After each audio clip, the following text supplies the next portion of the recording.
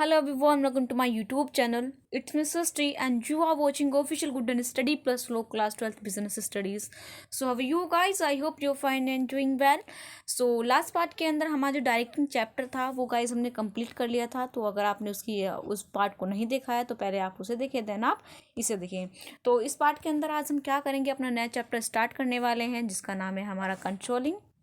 ठीक है, एक मिनट. तो जिसका नाम है हमारा कंट्रोलिंग. और ये जो चैप्टर है, ये जो पार्ट है, ये किन किन स्टूडेंट्स के लिए वैल्यूएबल है या फिर बेनिफिशियल है. क्लास 12 के स्टूडेंट्स के लिए वीडियोज़ है वो बहुत ज़्यादा इंपॉर्टेंट है. वहीं पे क्लास जो हमारे बीबी के स्टूडेंट है, बीसीए के स्टूडेंट्स हैं, उन सभी के लिए जो वीडियो है बहुत ज़्यादा इंपॉर्टेंट है. तो अगर आप इन सभी कोई सी भी क्लास से बिलोंग करते हैं तो ये जो वीडियो है, जो चैप्टर्स हैं, वो आप सभी के लिए बहुत ज़्यादा इंपॉर्टेंट हैं. अगर आप क्लास 12 के स्टूडेंट हैं तो आपके लिए क्लास 12 में तो इम्पोर्टेंट है ही, लेकिन अगर अभी आप इन फ्यूचर में अगर बीबी या बीसीए करते हैं तो वहाँ पे भी आपको ये चैप्टर पढ़ने के लिए मिलेगा. तो इसलिए आपको क्या करना है, इसको अच्छे से पढ़ना है, अच्छे से इस पर ध्यान देना है. ठीक है, तो इस चैप्टर को हम जो कंप्लीट प्रॉपर अपने 3 पार्ट्स के अंदर कंप्लीट करेंगे. तो ये क्या है, इसका हमारा पहला पार्ट है जिसके अंदर आज हम क्या देखेंगे, इसका मीनिंग देखेंगे, डेफिनेशन देखेंगे, देन इसके नेचर एंड इम्पोर्टेंस को देखेंगे. जो पार्ट नंबर सेकेंड्स होगा उसके अंदर हम रिलेशनशिप को डिस्कस करेंगे, प्लानिंग के और कंट्रोलिंग के बीच में क्या रिलेशनशिप है. देन जो पार्ट नंबर 3 होगा उसके अंदर हम इसके प्रोसेस को डिस्कस करेंगे. तो वीडियो को स्टार्ट करने से पहले गाइस, अगर आप मेरे चैनल पर नए हैं तो क्या करना है आपको, जी हाँ, तो आपको करने हैं चैनल को सब्सक्राइब करना है, वीडियो को लाइक करना, देन कमेंट करना है, इसको शेयर करना है. तो चलिए स्टार्ट करते हैं आज के इस पार्ट को. ठीक है, तो हम क्या कर रहे हैं, हम चैप्टर नंबर 8 को स्टार्ट कर रहे हैं जिसका नाम है हमारा कंट्रोलिंग. ठीक है, तो इसका कंटेंट की बात करें तो इसके अंदर पहले हम कॉन्सेप्ट एंड इंपोर्टेंस देखेंगे, दूसरे पार्ट के अंदर हम क्या करेंगे, रिलेशनशिप करेंगे, थर्ड पार्ट के अंदर हम इसका प्रोसेस करेंगे. ठीक है, तो कंट्रोलिंग हमारा होता क्या है. ठीक है, तो कंट्रोलिंग, जैसे कंट्रोलिंग आप सबको पता होगा, तो अगर आम भाषा में बोले तो हम कंट्रोल करना, तो किसी भी चीज़ पे नियंत्रण पाना, उसको कंट्रोल करना. ठीक है, तो इसी तरह से क्या होता है ना, हमारे बिजनेस के अंदर या फिर मैनेजमेंट के अंदर क्या होता है ना, कंट्रोल होता है. जैसे कि मैंने आपको बताया कि मैनेजमेंट के हमारे 5 फंक्शन होते हैं. वो कौन कौन से फंक्शन होते हैं, वो होते हैं हमारे planning, organizing, staffing, directing and controlling. तो इन सभी पार्ट्स को हमने कवर अप कर लिया है. तो अगर आपने नहीं देखा है तो आपको इनकी वीडियो प्लेलिस्ट के अंदर मिल जाएगी, वहाँ से आप देख सकते हैं. देन उसके बाद होता है कंट्रोलिंग. तो कंट्रोलिंग क्या होता है, मैनेजमेंट का लास्ट फंक्शन होता है. इसके अंदर क्या करते हैं, हम अपनी एक्टिविटीज़ को क्या करते हैं, कंट्रोल करते हैं. अब कंट्रोल कैसे करते हैं, इसके अंदर हम मेनली करते क्या हैं, पहले इसके हम कॉन्सेप्ट को समझ लेते हैं. कंट्रोलिंग के अंदर हम क्या करते हैं, हम इसके अंदर अपने टारगेट को सेट करते हैं. क्या करते हैं इसके अंदर, हम अपने टारगेट को क्या करते हैं, हम अपने टारगेट को सेट करते हैं. सेट करने के बाद हम उस क्या करते हैं ना, जैसे कि एक्चुअल परफॉर्मेंस, और इसके अंदर सेट कर लिया. इसके बाद हम क्या करेंगे, अपनी एक्चुअल परफॉर्मेंस को मेज़र करेंगे, किसके साथ, अपने प्लान्ड परफॉर्मेंस के साथ. ठीक है, तो कंट्रोलिंग के अंदर हम क्या करते हैं, अपनी एक्चुअल परफॉर्मेंस को मेजर करते हैं, किसके साथ, प्लान परफॉर्मेंस के साथ. अब आपके मन में एक सवाल आ रहा होगा कि एक्चुअल परफॉर्मेंस और प्लान परफॉर्मेंस होती क्या है, तब इसको भी समझ लेते हैं. एक्चुअल परफॉर्मेंस वो होती है AC यानी कि AP, यानी कि AP मतलब हो गया एक्चुअल परफॉर्मेंस. एक्चुअल परफॉर्मेंस आपकी वो होती है जो एक्चुअली में आप किसी भी वर्क को करते हैं. ठीक है, कोई भी ऐसे टारगेट है, तो पहले क्या है, प्लान परफॉर्मेंस क्या होती है कि भाई आपने क्या करा ना, सबसे पहले आपने अपने ऑर्गेनाइजेशन के जो आपका जो टारगेट है उसको क्या करा, आपने सेट करा, प्लान करा, ये देखा, आपने ये देखा कि आपको इन फ्यूचर में कितना टारगेट आपको क्या करना है, उसको कंप्लीट करना है. क्या आपका टारगेट होगा, क्या आपका गोल होगा, या क्या आपका जो स्टैंडर्ड्स होगा जिसको आपको क्या करना है, उसको अचीव करना है. मान लेते हैं आपको क्या करना है, आपने भाई ये प्लान कर लिया कि इन फ्यूचर में आपको क्या करना है, 1 मंथ के अंदर आपको क्या करना है, 1 मंथ के अंदर आपको 2000 यूनिट्स, ठीक है, जो मिनरल वाटर्स की यानी कि जो या कोई भी आपका प्रोडक्ट है, तो आपको 1 महीने के अंदर क्या करना है, 2000 यूनिट्स को प्रोड्यूस करना है. कितना करना है आपको, 2000 यूनिट्स को प्रोड्यूस करना है. लेकिन एक्चुअली में आपने कितनी प्रोड्यूस करी, आपने एक्चुअली में 1 मंथ के अंदर आपने 1000 यूनिट्स को क्या करा, प्रोड्यूस करा. कितनी 1000 यूनिट्स को प्रोड्यूस करना, जबकि आपने प्लान आप कितना करके चल रहे थे, प्लान आप करके चल रहे थे 2000 यूनिट का, कि आपको 1 महीने के अंदर 2000 यूनिट तो प्रोड्यूस करनी ही करनी है. है, लेकिन आपने एक्चुअली में कितनी यूनिट प्रोड्यूस करी एक महीने के अंदर? आपने करी सिर्फ 1000 यूनिट। कितनी करी आपने? 1000 ही यूनिट्स को क्या करा? प्रोड्यूस करा। तो कंट्रोलिंग के अंदर क्या करते हैं हम? अपनी एक्चुअल परफॉर्मेंस को क्या करते हैं? अपनी एक्चुअल परफॉर्मेंस को प्लान परफॉर्मेंस के साथ क्या करते हैं? हम इसको मेज़र करते हैं। मेज़र करने के बाद इसके अंदर हम अपने जो डेविएशंस होते हैं उनको क्या करते हैं? फाइंड आउट करते हैं। अब डेविएशंस का मतलब होता है कमी, ठीक है। हमें क्या करना है? अपने डेविएशंस को फाइंड आउट करना, ये देखना कि जो हमारा जो एक्चुअल आउटपुट है, क्या कि हमारा जो एक्चुअल आउटपुट है वो एज़ पर द प्लान क्यों हमारा अचीव नहीं हो पाया, ठीक है। कि भाई हमें कितनी, हमने प्लान परफॉर्मेंस, हमने प्लान कितना करा था? 2000 यूनिट का, कि हमें कितनी यूनिट प्रोड्यूस करनी है? अपनी 2000 यूनिट प्रोड्यूस करनी है, बट इन एक्चुअली में आपने कितनी प्रोड्यूस करी? सिर्फ 1000 प्रोड्यूस करी। तो इसी को बोलते हैं कंट्रोलिंग। कंट्रोलिंग के अंदर हम मेनली करते क्या है? अपनी एक्चुअल परफॉर्मेंस को प्लान परफॉर्मेंस के साथ क्या करते हैं? हम इसको मेज़र करते हैं, देन फाइंड आउट करते हैं कि हमारे जो डेविएशंस हैं वो किस वजह से आया, और हमारा जो प्लान है वो क्यों हमारा अचीव नहीं हो पाया एज पर द, ठीक है। तो कंट्रोलिंग की जो मीनिंग है वो क्या है हमारा? Controlling function can be define as the comparison of actual performance with plan performance. तो कंट्रोलिंग के अंदर हम क्या करते हैं? अपनी एक्चुअल परफॉर्मेंस को प्लान परफॉर्मेंस के साथ क्या करते हैं? हम उसको मेजर करते हैं। क्या करते हैं? अपनी एक्चुअल परफॉर्मेंस को प्लान परफॉर्मेंस के साथ मेजर करते हैं। If there is any deviation, अगर कोई भी डेविएशन आ रही है, यानी कि अगर कोई भी कमी आ रही है, then finding the reason for such differences and taking corrective measures और actions to stop these reasons to, so that the in futures there is match between actual and plan performance. तो प्लानिंग के अंदर क्या करते हैं? Mainly हम अपनी actual performance को प्लान्ड परफॉर्मेंस के साथ मेज़र करते हैं। मेज़र करने के बाद फाइंड आउट करते हैं कि अगर हमारा एक्चुअल में, अगर जितने हमें यूनिट प्रोड्यूस करनी थी, अगर एक्चुअल में वो नहीं आई हैं, तो हम क्या करेंगे? अपने डेविएशन को फाइंड आउट करेंगे, ठीक है। और फाइंड आउट करने के बाद हम उनका सॉल्यूशन देखेंगे, उनका करेक्टिव मेजर्स लेंगे कि हम इन डेविएशन को किस तरह से रोक सकते हैं, किस तरह से ठीक कर सकते हैं, ताकि इन फ्यूचर्स में हमारा जो अगर हमारी जो भी कोई परफॉर्मेंस रहे वो हमारी प्लान्ड, यानी कि जो हमारी एक्चुअल में परफॉर्मेंस रहे वो किसके इक्वल रहे? हमारे प्लान्ड परफॉर्मेंस के क्या रहे? इक्वल रहे, ठीक है। तो ये क्या हो गया हमारा कंट्रोलिंग। तो कंट्रोलिंग के अंदर क्या करते हैं? कंट्रोलिंग डिफाइन होता है, इसके अंदर हम कंपैरिजन करते हैं किस किस का एक्चुअल परफॉर्मेंस को प्लान परफॉर्मेंस के साथ मेजर करते हैं। मेजर करने के बाद फिर उसके बाद हम क्या करते हैं? डेविएशन को फाइंड आउट करते हैं। अगर उसके अंदर कोई मेजर डेविएशन आ रहा है तो उसको क्या करेंगे? उसको ठीक करने के लिए कोई भी करेक्टिव मेजर लेंगे। करेक्टिव मेजर्स लेने के बाद हम क्या करेंगे? उसको स्टॉप करेंगे, ताकि इन फ्यूचर्स इस तरह का कोई भी डेविएशन नहीं आए और हमारी जो एक्चुअल परफॉर्मेंस है वो प्लान परफॉर्मेंस से क्या हो जाए? हमारे इक्वल हो जाए। तो ये क्या होती है? हमारी कंट्रोलिंग होती है। सो आई होप गाइस कंट्रोलिंग का जो मीनिंग है वो आपको क्लियर हो गया होगा, ठीक है। अब यहाँ पे जो टेरी जी हैं, टेरी जी ने यहाँ पे अपनी डेफिनेशंस दी है, तो उन्होंने अपनी डेफिनेशंस में क्या किया है? Controlling is determine what is being accomplished, that is evaluating the performance and if necessary apply corrective measures so that performance take place according to the plan. तो इसके अंदर भी यही बताया गया है कि अपनी परफॉर्मेंस को मेजर करना, और अगर उसके अंदर कोई भी डेविएशन आ रहा है तो उसको ठीक करने के लिए क्या करना? उसके कोई भी करेक्टिव मेजर लेना, ताकि इन फ्यूचर में हमारी जो परफॉर्मेंस है वो एज पर द प्लान रहे, ठीक है। तो ये क्या होता है? हमारा कंट्रोलिंग होता है। तो अब देख लेते हैं कि इसके हमारे कितने फीचर, क्या नेचर्स हैं इसका। तो नेचर्स बोलो, फीचर्स बोलो, बात एक ही होती है, या फिर आप कैरेक्टरिस्टिक बोलो, ठीक है। तो तीनों ही चीज़ क्या होती है? एक ही होती है। तो पहला क्या है इसके अंदर कि controlling is a goal orienting function. Goal oriented function, ये कंट्रोलिंग क्या है? हमारा गोल ओरिएंटेड फंक्शन है। ये हमारी हेल्प करता है किसको?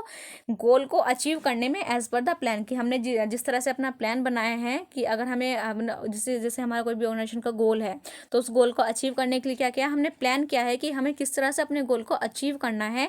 तो कंट्रोलिंग हमारी हेल्प करता है कि हम एज पर द प्लान अपने ऑर्गेनाइजेशन गोल को क्या कर पाएँ?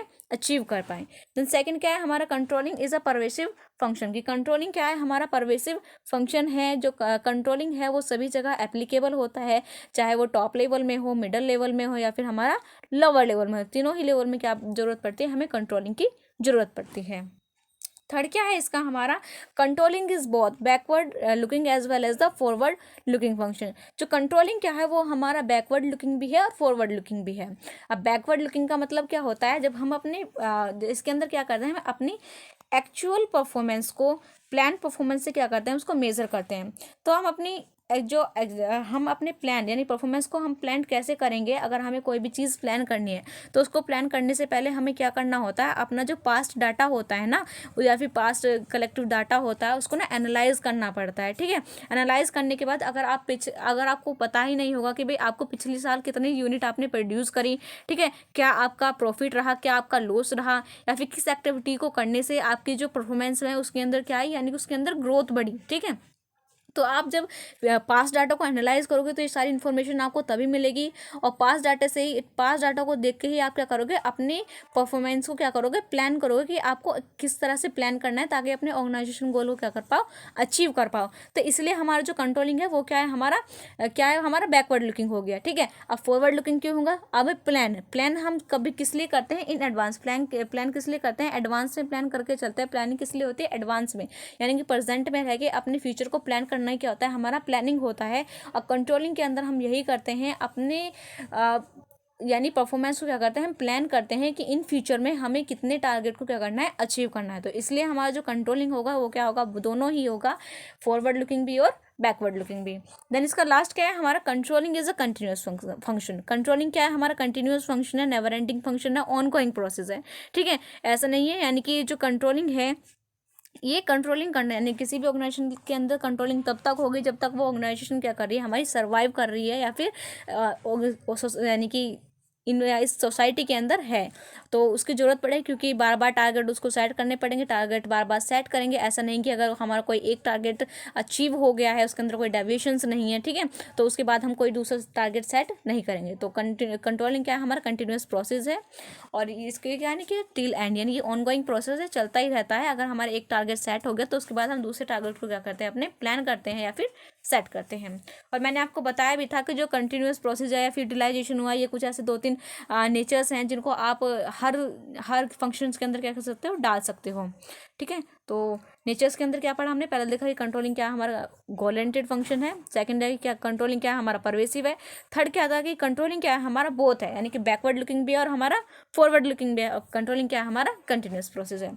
अब इसकी इंपोर्टेंस की बात करें तो जो पहला पॉइंट है वही आ गया, देखो घूम फिर के वही पॉइंट आएगा, आप किसके अंदर मिलेंगे, आपको इंपोर्टेंस के अंदर मिलेंगे। ठीक है, तो पहला क्या है कि हेल्प इन अचीविंग ऑर्गेनाइजेशनल गोल, कि जो प्लानिंग कंट्रोलिंग क्या करता है, हमारे ऑर्गेनाइजेशन गोल को अचीव करने में क्या करता है, हमारी हेल्प करता है कि जो हमने अपना प्लान बनाया है उस प्लान के अकॉर्डिंग हमारा जो ऑर्गेनाइजेशन गोल है वो क्या हो जाए, हमारा अचीव होता है। सेकेंड है हमारा जजिंग एक्यूरेसी ऑफ स्टैंडर्ड, यानी कि स्टैंडर्ड की एक्यूरेसी को जज करने में भी क्या करता है, ये हमारी हेल्प करता है। किस तरह से हेल्प करता है, जैसे कि हमने देखा था ना कि भाई हमारा एक्चुअल में जो हमारी जो एक्चुअल परफॉर्मेंस थी, कि हमारी जो एक्चुअल परफॉर्मेंस थी वो कितनी थी, हमारी 1000 यूनिट्स की थी, लेकिन जो हमने प्लान की थी, यानी प्लान परफॉर्मेंस कितनी थी हमारी, वो थी हमारी 2000 यूनिट्स की। तो यहाँ ये क्या कर रहा है, हमारे स्टैंडर्ड की, हमारी प्लान की एक्यूरेसी को मेज़र करने में क्या कर रहा है, हमारी हेल्प कर रहा है। ठीक है, कि हमारा जो परफॉर्मेंस थी या फिर हमारा जो टारगेट था वो कितना एक्यूरेट था, एज पर प्लान वो एक्यूरेट था भी या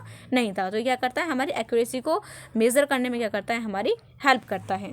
देन इसके बाद इसका थर्ड क्या है हमारा, make efficient use of resources. तो कंट्रोलिंग क्या करता है, ये मेक श्योर करता है कि हमारी ऑर्गेनाइजेशंस के अंदर जितने भी रिसोर्सेज हैं उनका प्रॉपर यूटिलाइजेशन हो। देन ये क्या करता है, मिनिमाइज करता है किसको, हमारे वेस्टेज को। ये किस तरह से वेस्टेज करता है, क्योंकि each activity is performed according to predetermined standards, as a result there is a most efficient use of resources. तो अगर आप अपनी ऑर्गेनाइजेशन के अंदर क्या करोगे, अगर आप अपनी ऑर्गेनाइजेशन के अंदर प्लान के अकॉर्डिंग वर्क करोगे, तो अगर आप प्लान के अकॉर्डिंग चलोगे तो जो आपकी जो एफिशिएंसी है वो क्या हो जाएगी, इंक्रीज हो जाएगी। जो वेस्टेज होगा वो क्या होगा, बहुत ज़्यादा कम होगा। देन फोर्थ क्या है इसके अंदर, इम्प्रूविंग एम्प्लॉय मोटिवेशन। अब कंट्रोलिंग क्या करता है, ये इम्प्रूव करता है किसके, हमारे एम्प्लॉयज़ के मोटिवेशन क्या करता है, इम्प्रूव करता है। किससे कैसे करता है, ये जो कंट्रोलिंग क्या करता है, उनको इन एडवांस में ही जो हमारे जो स्टैंडर्ड होता है वो बता देता है। ठीक है, तो इसके अंदर देखिए, an effective control system communities communicate the goals and standards of appraisals for employees to subordinate well in advance। तो कंट्रोलिंग क्या करता है, हमारे जो भी कोई स्टैंडर्ड्स है या फिर अप्रेजल या गोल है उसको एडवांस में क्या करता है, कम्युनिकेट करता है किसके साथ, हमारे सबऑर्डिनेट या एम्प्लॉयज़ के साथ। A good control system also guide employees to come out from their problems. तो गुड कंट्रोल क्या करता है, उनको हेल्प करता है, यानी कि जब कोई प्रॉब्लम हो रही है उससे बाहर निकलने में, और उनका क्या प्रोवाइड करता है, एक डायरेक्शन प्रोवाइड करता है, उनको मोटिवेट करता है ताकि वो उस डायरेक्शन में चले और हमारा जो गोल है यानी कि उसको क्या कर ले, वो अचीव कर ले।